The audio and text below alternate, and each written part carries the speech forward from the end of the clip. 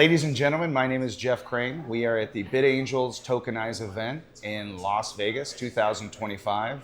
We are literally at the old Mike Tyson mansion where tigers used to roam. And I'm sitting here with my new friend Rex, and we're going to have a good 5 to 7 minute conversation about what Rex is up to and why he's here in Las Vegas. Rex, it's a pleasure to meet you, my friend. Yeah, thank you, Jeff. So, I've seen you around. Never had an opportunity to actually meet you. Tell us a little bit about you and why are you here in Vegas? I guess my background, I've been in tech for 30 years. I've had 7 startups and exits. Congrats. Interesting side note is Michael Turpin, he's been my publicist for 29 years. Is that right? So he's been, I call him my publicist husband. Because, that's awesome. Because literally he's followed my journey and I followed his journey.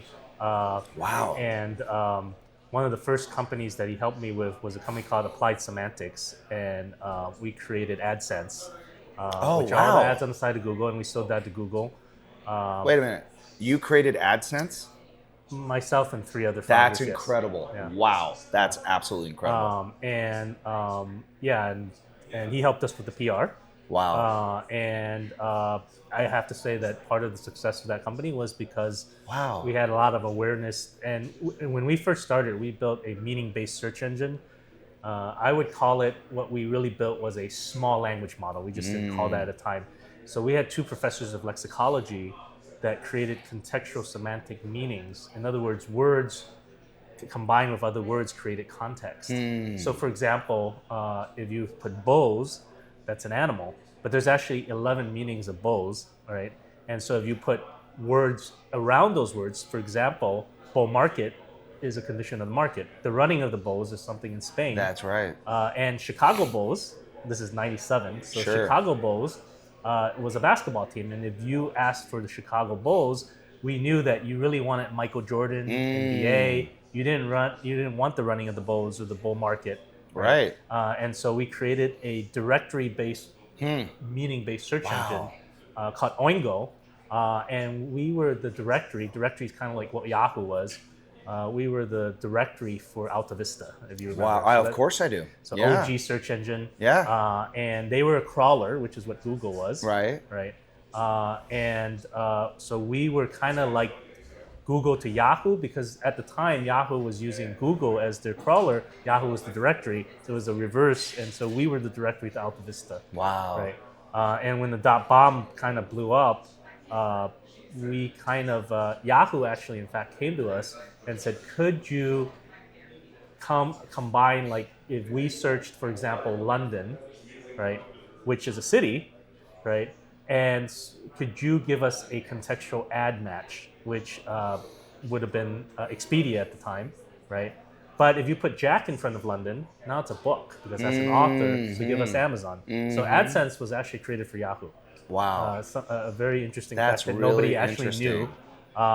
And then Bill Gross from Idealab came and said, hey, we're doing these text-based searches. They had a company called GoTo.com, which is actually the inventor. That. Yeah. It's really the inventor of the text search ad. Yeah. Right. And they said, could you do what you did with Yahoo for us? Yeah. And so we created Wasn't that Disney? No, Disney was InfoSeek. Oh, okay, InfoSeek. Right? Okay. Yeah. Okay. And then when GoTo was trying to buy us, this is the bottom of the dot. This is when the NASDAQ was at the bottom. And they were lowballing us. We've been talking for months. We ended up going to the Google guys and said, hey, what do you think? And they said, well, why don't we just buy you? We're competing with GoTo. Your technology is good. It was kind of like a rug pull. And that's kind of how... Were you happy about that deal? Oh, yeah. I mean, at the time, they could only give us mostly stock. Okay. And so we were saying, like, stock. Okay. That is hilarious. But only stock. Google. Yeah. But then, and then we had a holding period. So when they went public, of course, we had to hold it for another year. Yeah. Well, it came out at $85. By the time we could sell it, it was $225. So, isn't that amazing? Yeah. So that was very interesting. Isn't that great? How one door closes and 10 more opens? Yeah. I don't think that happens for most companies, but for us, that was kind of our journey. And what are you doing right now? Let's fast forward to like today. So like I was saying at first, what we think we created was a small language model. Okay. It was like 2 million words. and really the relativity of that is the compute power, right? Now you're in the, I think there's models approaching 1 trillion parameters, right? Wow. But that was AI, and most people don't know AI's been around since the beginning of computers, right? That's why there's a Turing test, right? And so AI has been around, but one of the key things was that what I think is the epiphany for me is that when ChatGPT came out, and I was an alpha user of GPT since 1.0, but when I was using it, nobody cared, Yeah. right? And when it got to 3.0, it was getting good, but still nobody cared. Sure. The minute they put chat in front of it, Yeah. 70% of the world cared. Isn't that amazing? Right. And so that epiphany for me was that if you can put a human interface and dumb it down, then everybody gets it. Yeah. And then that created this AI revolution, which then created other people to fall in. And so if you look at Illumiscape, it's gone from like in 2022, this many companies, 23, 24, 25, right? And so right now there's a lot of AI companies, but it kind of created this thing. And so for us, when I saw that, we created a company called Hollow AI. And Hollow AI is we call it a conversational AI twin. So we can create a twin of you or anybody in about a minute, and it will sound like you, talk like you, think like you. And just to give you an example, I'm going to call up our friend here, since we're at his conference. I'm going to call up the AI version of Michael.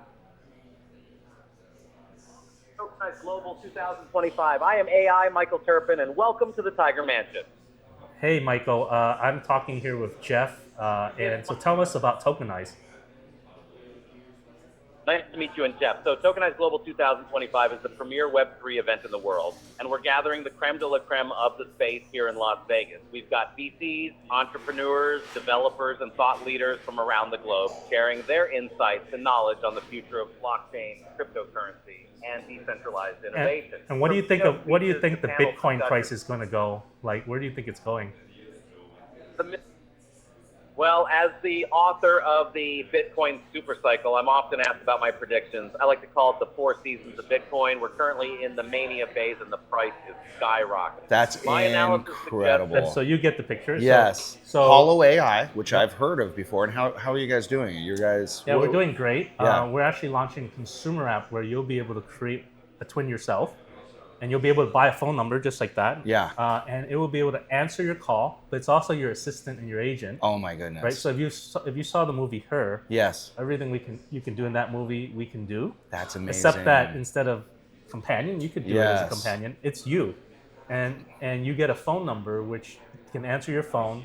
It can book for you. It can actually call out, make reservations, do all kinds of things. And there's all kinds of agentic flows, but through a very simple conversational interface. Now, I'm sure you've been asked this before, and it's probably just a rudimentary question. What happens when the AI and the AI talk to each other? So my agent and your agent talk to each other. Is there anything special that happens within Hollow AI? So interestingly enough, one of the things that we're playing around with is, when you go to an event and you meet, on average, let's say 15, 20 people, and you have small talk conversations, and you take contacts, and then the next day you can't remember who you talked to. Right, yeah. So one of the things that we're playing around with is kind of what we think is the next step in that event LinkedIn type conversation, where basically everybody has their profile and then they talk, right? And when you trade your information, kind of like a popple, right? Sure. Instead, it's you're trading your twin and their twin. They follow up behind the scenes, talk to each other, right? Holy and cow. then they set up meetings for you based on the people that match. So maybe 3 of the 20 people match, right? And they've done all the small talk and the follow-up, right? And they've already set the calendar. So when you guys talk, all that filler stuff that happens is already done. And now you get straight to the point, and it's already matched and given both of you notes as to what. Let me tell you something. I'm getting the chills, and hopefully I won't get emotional. I read a brief article this morning. There's a lot of people in the world that are neurodivergent, and in the article it talked about it's not the act of doing something that makes people nervous. It is remembering the act. A human being could only do 4 things in a day, but what we have is all these things in our mind, and we're trying to remember them, and it brings up this anxiety. I'm getting anxiety just thinking about it, like right here. People suffer. Yeah. People suffer, man. And having an agent like this to help them manage their lives could change their life. Sure. Yeah. It's not just about business, man. Yeah. It's about like, dude, I have stuff to do and I'm so overwhelmed. There's people living under a bridge because they're like, I can't do it anymore. You've probably been there in your life. Yeah. Yeah, and we're trying, so like our tagline is, if you wish you could clone yourself, now you can. Right? Oh, So, that's so awesome, dude. and so the idea is, cloning yourself so that you can be more productive. Yeah. You could have multiple versions of yourself. Yes. Right. And Sam Altman has been talking about that one man or one woman unicorn. Definitely a possibility. Yeah. Right, because of this. So, and we're about a minute before we finish here. What is the path for Hollow AI? Where would you like to see it go? What's your vision? So right now we're doing a lot in deploying these agents. Obviously, the consumer app will allow you or anybody to do it. There's variations for like if you're a doctor, a lawyer, an accountant. So those are applications. There's applications in B2B like restaurants, and in fact, at the Bitcoin conference, we had 2 robots. Yeah. We don't build the robots, but we were the brain. One was a conference host, which the conference invited us in, and so you could talk to the robot and interact. Another one was for Ticks for Vegas, and it's a ticket concierge, and it's hooked into all the bookings, and it can do that. And in travel, we've been making a lot of inroads. So like we have a big hotel chain that we're launching with, a big cruise line. Wow. Where it's an AI travel agent and concierge. Yeah. And you can talk to it either by phone or on a website with an avatar. Wow. And it basically conversates with you, small talks with you, has empathy. It picks up on your emotions. It can reciprocate. And then basically it helps you. It's a hand-holding agent. Are you guys fully funded and you're just off and running? Like, where are you at right now? Well, so I run a venture studio. Okay. And so this was incubated out of our venture studio. Gotcha. So we're just bringing it out and then now starting to fundraise for This it. is incredible. Yeah. Well, listen, it's been such a pleasure to meet you. I'd like you, if you don't mind, just one last thing. As you look into this camera, you're not a prognosticator or a person who could look into a crystal ball, but the best you possibly can you give the audience just kind of a view of what we're looking at in the next couple of years as far as AI? Well, I was on a panel yesterday about are jobs gone? Yeah. And I like to say that jobs are not gone.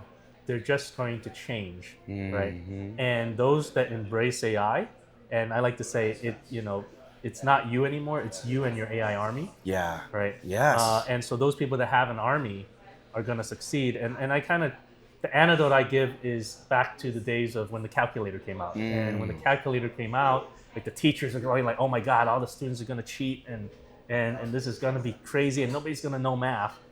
But 50 years later, like you have to buy a calculator to go to college. Right. And calculators are incorporated in the curriculum. Yeah. Right. And computers are the same thing. And so I like to think that it evolves. And then as long as you evolve, like right now, maybe a coder is dead, but a prompt engineer or a vibe coder is what's hot. Yeah. Right. So it's the person that knows how to control and tame and run with the AI or an army of AI agents and basically use that as kind of their team. Yeah. Right. Because that one-man unicorn is very possible today. Wow. That's awesome. Like I said, ladies and gentlemen, this has been such a pleasure.